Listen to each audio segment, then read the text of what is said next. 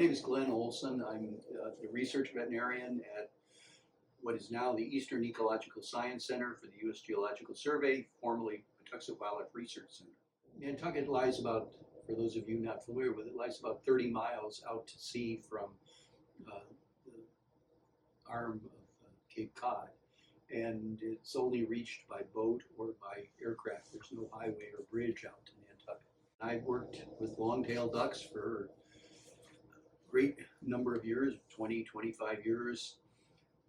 Specifically around Nantucket Island, we started working with the long-tailed ducks, capturing them in 2006. Our first trip in March of 2006 was fairly unsuccessful. We saw long-tailed ducks and learned about them, but were unable to capture them. Later we went back and developed night lighting techniques that worked very well to capture the long-tailed ducks in Nantucket Sound. All right, well, I get to go out and help capture the birds sometimes, but my primary reason for being on the teams is to do the implant surgeries. We capture the birds, we mask them down with the isoflurane.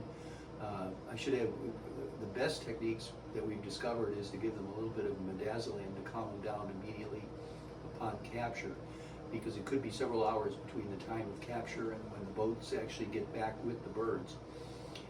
Then we do the surgeries on the birds, implanting the transmitters. It takes about an hour altogether from the time the bird's put under anesthetic until it's fully recovered after the surgery.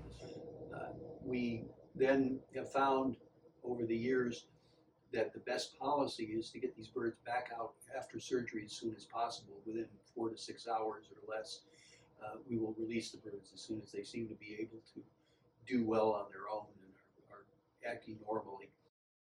The longtails in that area, there's hundreds of thousands in the winter down around Nantucket Sound and out on the open ocean beyond and south and east of Nantucket Island. And they're called by the local folks the commuters, sort of named after some folks who commute by aircraft from the mainland of Massachusetts out to Nantucket Island.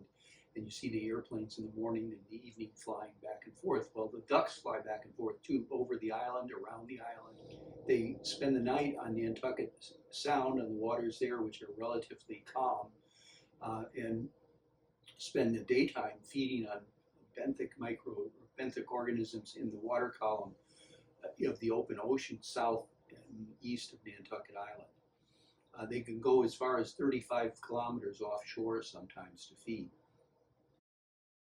The first studies we did with long-tailed ducks in Nantucket was being funded by grants from the Department of Energy or the Bureau of Ocean Energy Management now, because they were thinking of funding wind turbine sites in Nantucket Sound, Cape Wind Project, and also south of Nantucket Island. And they wanted to know where the ducks went, where the ducks were feeding.